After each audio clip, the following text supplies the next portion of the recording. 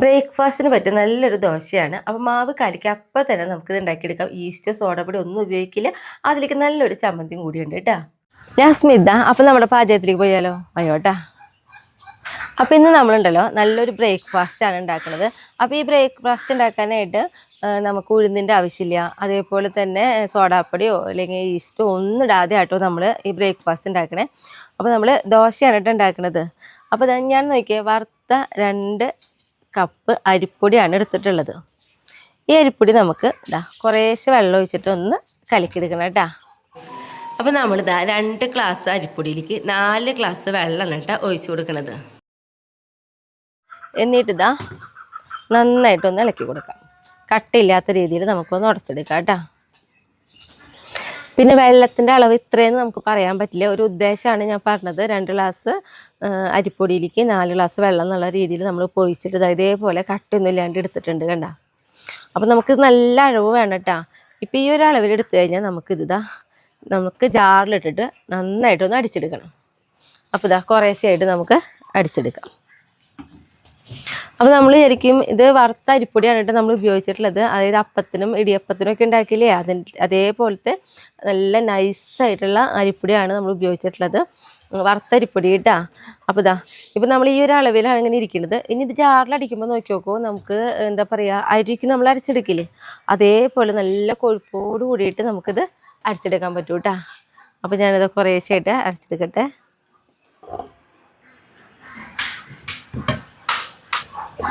നമുക്കിത് അരച്ചെടുത്തോണ്ട കേട്ടോ. അപ്പോൾ നോക്കിയേ, നമ്മൾ പച്ചരിക്കും വെള്ളത്തിലിട്ടിട്ട് കുതിർന്ന് കഴിയുമ്പോൾ അരച്ചെടുക്കില്ലേ അതേപോലെ കണ്ടോ, ഇതേപോലെ നമുക്ക് അരച്ച് കിട്ടും കേട്ടോ. അപ്പോൾ നമ്മൾ വറുത്ത അരിപ്പൊടി ആണല്ലോ എന്ന് വിചാരിച്ച് അരയ്ക്കാതിരിക്കരുത്. ജാറിൽ നന്നായിട്ടൊന്ന് അരച്ചെടുക്കണം. ഇനി ബാക്കിയുള്ള മാവും കൂടി ഇതേപോലെ തന്നെ നമുക്ക് അടിച്ചെടുക്കാം കേട്ടോ.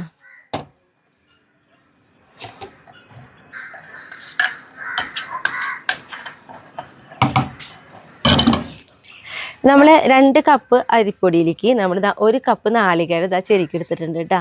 അപ്പോൾ അതും കൂടി നമുക്കിതാ ഇതിലേക്ക് ഇട്ട് കൊടുക്കാം.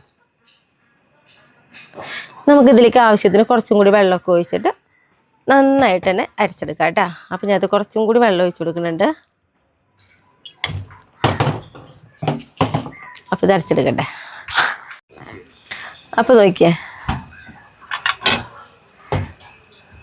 നൈസായിട്ട് നമ്മൾ അടിച്ചെടുത്തിട്ടുണ്ട്. അത് നമുക്കിതിലേക്ക് ഒഴിച്ചു കൊടുക്കാം. ഈ ജാറൊക്കെ കഴുകിയിട്ടുള്ള വെള്ളമൊക്കെ നമുക്ക് ഒഴിച്ചു കൊടുക്കാം. ഞാൻ പറഞ്ഞു ഈ ദോശ ഉണ്ടാക്കണമെങ്കിൽ നമുക്ക് നന്നായിട്ട് അഴവ് വേണം.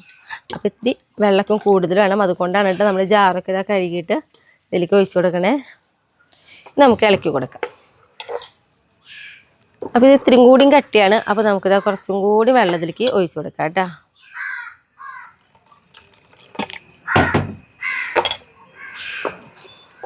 ഇപ്പം നമ്മൾ അരിപ്പൊടി എടുത്തുല്ലോ, അതേ സെയിം ഗ്ലാസ് കൊണ്ട് ഒരു 7 ഗ്ലാസ് വെള്ളം ഇപ്പോൾ നമുക്ക് ഇതിലേക്ക് വേണ്ടി വന്നിട്ടുണ്ട് കേട്ടോ. ഇനി ഇതിവിടെ ഇരിക്കട്ടെ, നമുക്കൊന്ന് മൂടി വയ്ക്കാം. അപ്പോൾ ഒരു 5 മിനിറ്റ് നേരം ഇവിടെ ഇരിക്കട്ടെ. ആ നേരം കൊണ്ട് നമുക്ക് ചമ്മന്തി റെഡിയാക്കാം. ചമ്മന്തിയിലേക്ക് നോക്കിയേ, നല്ല വലുപ്പമുള്ള തക്കാളി. അപ്പോൾ ചെറിയ തക്കാളി ആണെങ്കിൽ 2 തക്കാളി എടുക്കാം. അതേപോലെ തന്നെ നമ്മുടെ വെളുത്തുള്ളിപ്പൊറ്റ് കേട്ടോ, നല്ല വലുപ്പമുള്ള വെളുത്തുള്ളിപ്പൊറ്റാണ്. അപ്പോൾ 2 വെളുത്തുള്ളിപ്പൊറ്റാണ് ഞാൻ എടുത്തിട്ടുള്ളത്. ഇത് നടുമുറിച്ചിട്ടുള്ളതാണ് കേട്ടോ. പിന്നെ എരിവിനനുസരിച്ച് ഇതൊരു മുളക് എടുത്തിട്ടുണ്ട്. അപ്പോൾ എരിവ് കൂടുതൽ വേണമെങ്കിൽ അതനുസരിച്ച് ഒരു മുളകും കൂടി എടുക്കാം. പിന്നെ 2 കതിരെ കറിവേപ്പില എടുത്തിട്ടുണ്ട്. പിന്നെ ഇങ്ങനെ പിടിച്ച് കഴിഞ്ഞാൽ ഉള്ള ഒരു നാളികേരം ഉണ്ടല്ലോ, അത്രയും നാളികേരം നമ്മൾ എടുത്തിട്ടുണ്ട് കേട്ടോ. ഇനി നമുക്ക് ഇതിലേക്ക് ആവശ്യത്തിന് കുറച്ച് ഉപ്പും കൂടി ഇട്ട് കൊടുക്കാം. അപ്പോൾ ഉപ്പൊക്കെ ഞാൻ എപ്പോഴും പറയണ പോലെ കുറച്ച് കുറവിട്ടാൽ മതി. പിന്നെ അരച്ചിട്ട് നമുക്ക് വേണമെങ്കിൽ അപ്പിട്ട് കൊടുക്കാം കേട്ടോ. അപ്പോൾ നമുക്ക് നല്ല വെണ്ണ പോലെ അരച്ചെടുക്കാം കേട്ടോ. അപ്പോൾ നോക്കിയാൽ നമ്മൾ കണ്ടോ, ഇതേപോലെ നല്ല ഫൈനായിട്ട് നന്നായിട്ട് അരച്ചെടുത്തിട്ടുണ്ട്. അപ്പോൾ ഇതിൽ നമ്മളിപ്പോൾ വെള്ളമൊന്നും ചേർത്തിട്ടുണ്ടായിരുന്നില്ല. പക്ഷേ ജാറ് കഴുകിയ ഒരു തുള്ളി വെള്ളം നമ്മളിതിൽ ചേർത്തിട്ടുണ്ട് കേട്ടോ. അപ്പോൾ അങ്ങനെ വേണമെന്നുണ്ടെങ്കിൽ ഒരു തുള്ളി വെള്ളം ഒഴിച്ചിട്ട് അടിച്ചെടുക്കുന്നതുകൊണ്ടൊന്നും കുഴപ്പമില്ല. കാരണം തക്കാളിയിലൊക്കെ നന്നായിട്ട് വെള്ളം ഉണ്ടാവുമല്ലോ. അപ്പോൾ നമ്മുടെ ചമ്മന്തി ഇവിടെ റെഡി ആയിട്ടുണ്ട്. ഇവിടെ ഇരിക്കട്ടെ. ഇനി നമുക്കിത് തീ കത്തിച്ച് നമ്മുടെ ദോശപ്പാൻ അടുപ്പത്ത് കയറ്റിയിട്ടുണ്ട്. പാൻ നന്നായിട്ടൊന്ന് ചൂടാവട്ടെ കേട്ടോ. നമ്മൾ മാവ് കലക്കി വെച്ചപ്പോൾ ഉപ്പിട്ടുണ്ടായിരുന്നില്ല. ഇനി നമുക്കിതിലേക്ക് ഉപ്പിട്ട് കൊടുക്കാം കേട്ടോ. അപ്പോൾ ഉപ്പ് നമ്മളൊരു ഉദ്ദേശമായിട്ട് ആവശ്യത്തിനൊന്ന് ഇട്ട് കൊടുത്തിട്ടുണ്ട്. നന്നായിട്ടൊന്ന് ഇളക്കി കൊടുക്കാം.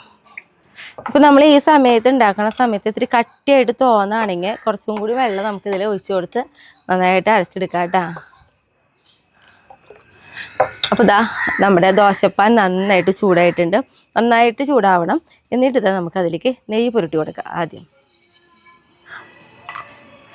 ഇനി നമുക്കിതാ മാവ് ഒഴിച്ചു കൊടുക്കാം.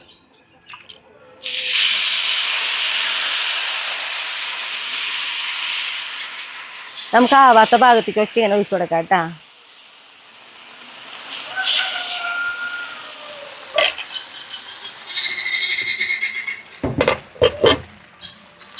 മാവ് ഒഴിച്ച് കൊടുത്തു കഴിഞ്ഞ് നമ്മളിതാ തീ കുറവിൽ വെച്ചിട്ട് വേണം വേവിച്ചെടുക്കാനായിട്ട്. പക്ഷെ മാവ് ഒഴിക്കണ നേരത്തോ നമ്മുടെ ദോശപ്പാൻ നല്ല ചൂടുണ്ടാവും വേണം കേട്ടോ. നമ്മളുണ്ടല്ലോ ദോശ മറിച്ചിടില്ല. അപ്പം ഇതാ വെന്തിട്ടുണ്ട്. നമുക്ക് പ്ലേറ്റിലേക്ക് മാറ്റി കൊടുക്കാം. കണ്ടോ, നല്ല സോഫ്റ്റാണ്, നല്ല ടേസ്റ്റുമാണ് കേട്ടോ ദോശ കഴിക്കാനായിട്ടും. ഇതുപോലെ തന്നെ നമുക്ക് ബാക്കിയുള്ളത് ഉണ്ടാക്കിയെടുക്കാം. അപ്പോൾ നമ്മളിതാ പാൻ നന്നായി ചൂടായിരിക്കണം. ആ സമയത്ത് ഇത് നന്നായിട്ട് നെയ്യൊന്ന് പുരട്ടി കൊടുക്കാം.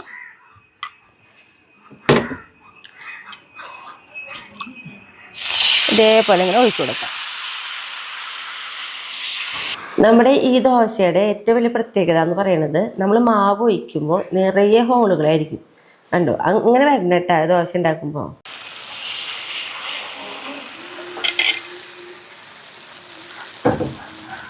ഇതാ തീ കുറച്ച് വെച്ച് നമുക്ക് വേവിച്ചെടുക്കാം. അപ്പോൾ ഇതാ നമ്മുടെ ലാസ്റ്റത്തെ ഉണ്ടാക്കൽ കഴിഞ്ഞു. ഞാനിത് ഗ്യാസ് ഓഫ് ചെയ്തു കേട്ടോ.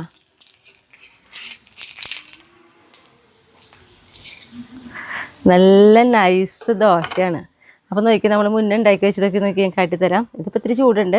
അതിന് മുള്ളിലുള്ളതൊക്കെ കണ്ടോ, ഇതേ കണ്ടോ, നല്ല നൈസായിട്ടിരിക്കും. കണ്ടോ കണ്ടോ, നൈസ് ദോശയാണ് കേട്ടോ. നല്ല ടേസ്റ്റുമാണ് കഴിക്കാൻ. അപ്പം ഇനി ടേസ്റ്റ് ചെയ്യാൻ വേണ്ടിയിട്ട് ഞാൻ ഷായിട്ടിന് പിടിച്ചിട്ട് പറ്റാം കേട്ടോ.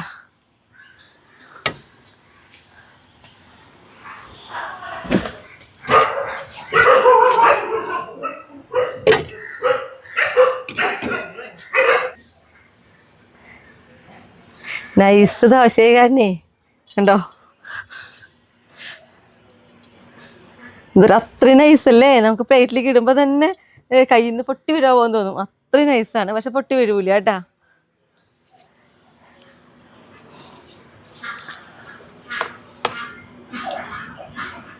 നല്ല ടേസ്റ്റാട്ടെ ചമ്മന്തി. ഇതൊക്കെ ശരിക്കും പിള്ളേർക്ക് ഭയങ്കര ഇഷ്ടമാവും. ഇതിങ്ങനെ ഇടുമ്പോഴേ കണ്ടില്ലേ തിരിയുള്ളത് പിന്നെ ഒരു കാര്യം, നമുക്ക് ഈ ചമ്മന്തിയിലേക്ക് വേണമെങ്കിൽ ഇത്തിരി അഴവിൽ അരച്ചിട്ട് വേണമെങ്കിൽ കടുകും മുളകൊക്കെ താളിക്കാട്ട ചട്നി പോലെ ആക്കി എടുക്കാട്ടാ. അപ്പോഴും ടേസ്റ്റ് ഉണ്ട്. ഇത് ശരിക്കും നമുക്ക് ഇതിങ്ങനെ ചുറ്റുകൂടി ഒരൊറ്റ വായിൽ വയ്ക്കാനുള്ളതല്ലോ ശരിക്കും. അത്ര ഇത് നമ്മൾ സ്ഥിരം ഉണ്ടാക്കുന്നുണ്ട് കേട്ടോ, ഇടയ്ക്ക് ഉണ്ടാക്കുന്നുണ്ട് നമ്മൾ. അത് കാരണം നല്ല രസം. അത് ഇടുമ്പോഴേക്കും പോവും ചെയ്യും, വായിന്ന് പോവും.